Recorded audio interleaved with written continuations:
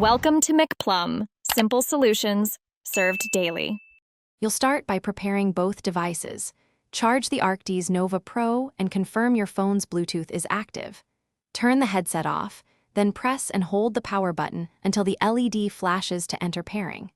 Open your phone's settings or the SteelSeries app.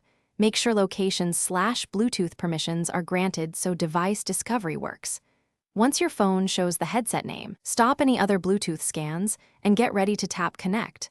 That first connect initiates the full link and audio routing. You'll now complete pairing and configure audio profiles. Tap the Arctis Nova Pro entry on your phone, accept any pairing prompts. Once connected, make sure the phone uses the headset for media and calls in Bluetooth settings. This routes sound and mic. Open the SteelSeries app to check firmware, set EQ presets, and toggle sidetone or ANC if available.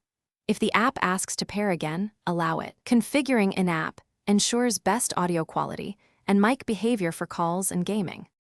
Finish by testing. Play music and record a quick voice note or call to confirm both audio and mic work.